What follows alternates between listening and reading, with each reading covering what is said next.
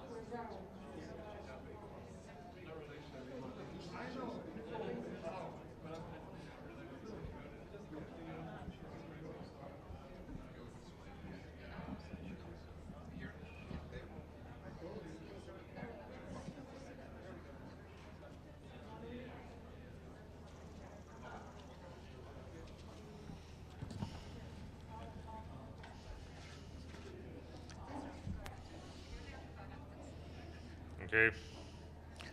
Ladies and gentlemen, I'm pleased to have briefed the United Nations Security Council in my capacity of a chairman in office of the Organization for Security and Cooperation in Europe. Both the United Nations and the OSCE work to maintain international peace and security and safeguard the respect for international law, including the basic human rights and fundamental freedoms. This is why they both condemned in the strongest terms the military aggression of Russia on Ukraine, indiscriminate attacks against civilians, shelling hospitals and schools is not only inhuman, it is nothing but a crime under international law.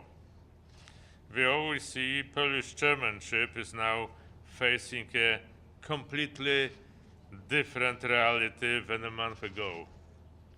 The war in Ukraine has dominated its agenda almost completely.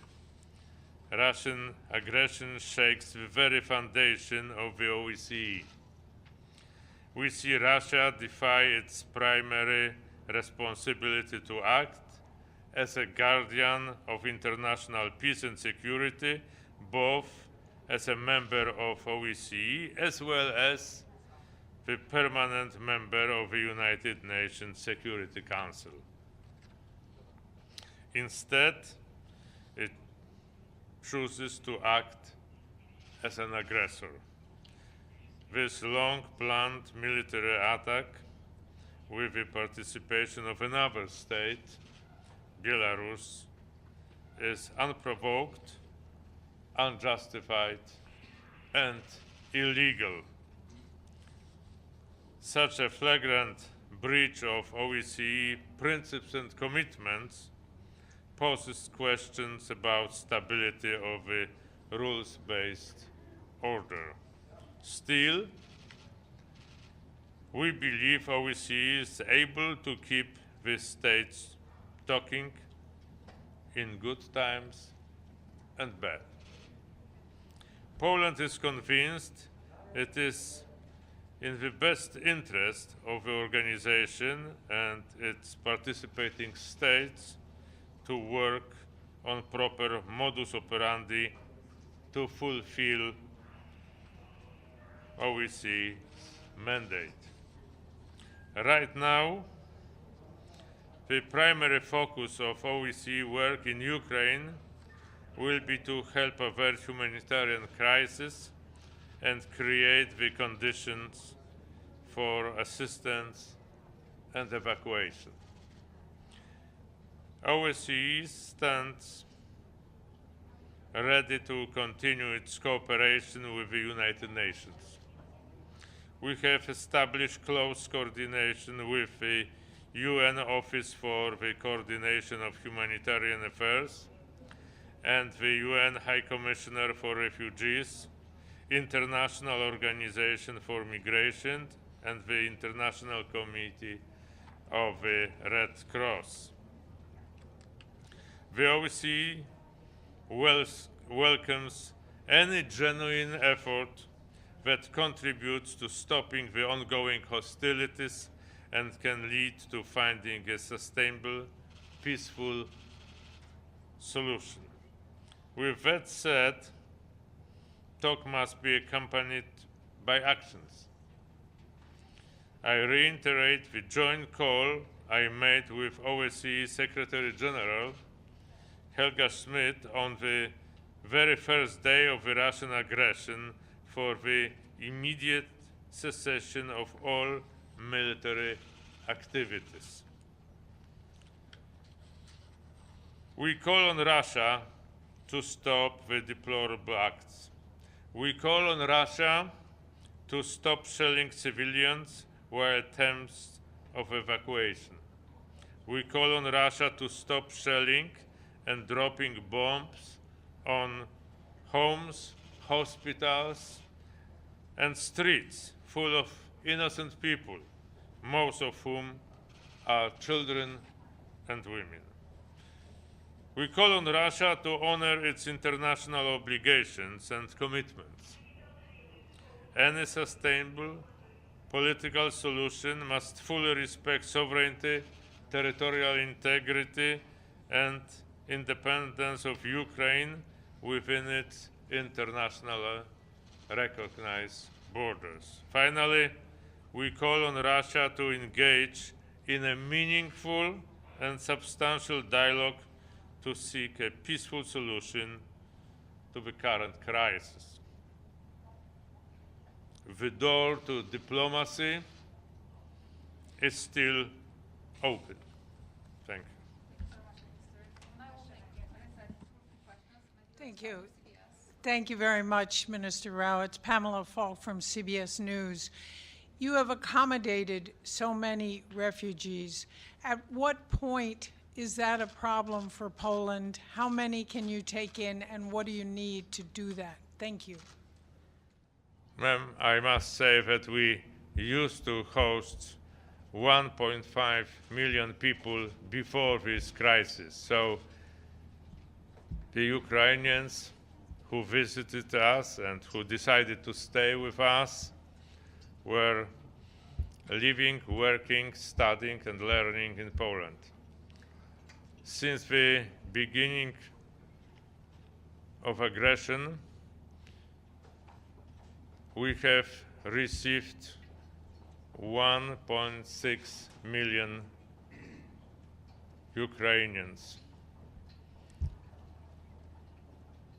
The overwhelming majority of them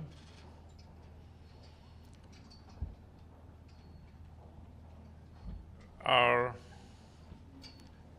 in touch with friends and relatives who already live in Poland.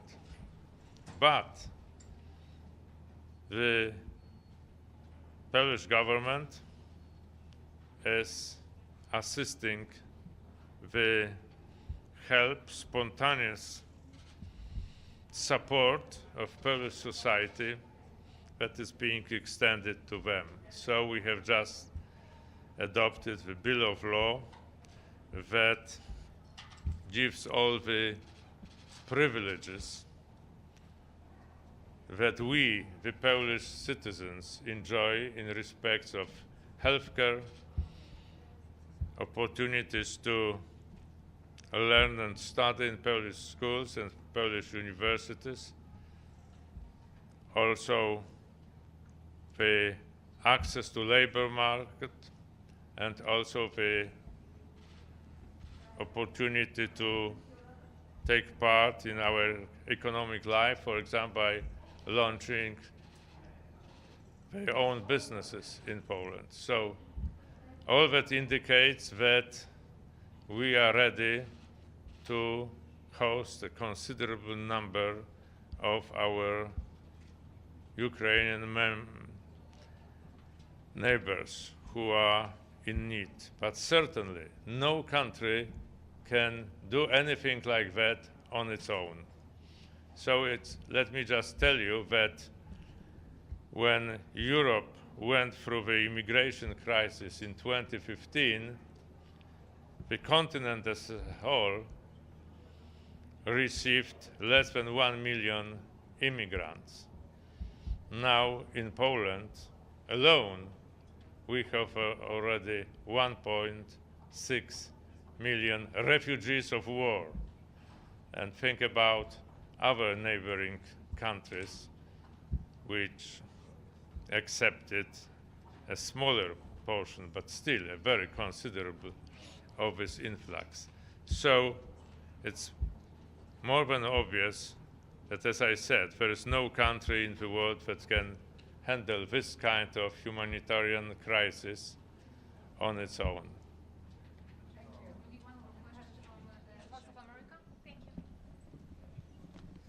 Hello, Mr. Minister. I'm Margaret Bashir with the Voice of America.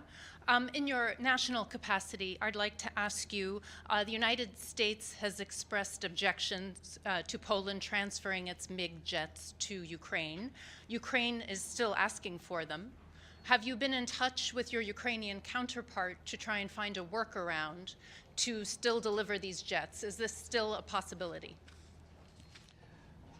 I'm in touch with our American counterparts, with our NATO and European Union counterparts, and of course with the Ukrainian ones.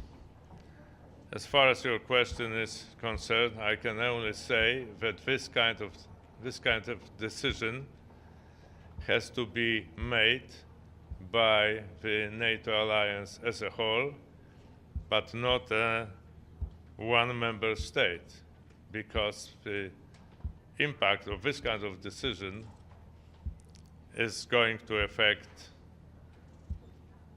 the alliance as a whole. So there is no one single NATO member who could make this decision for the rest of the alliance. Thank you. Thank you very much. We will conclude here. Thank you very much, Minister. And Thank you, ladies and gentlemen. Bye-bye.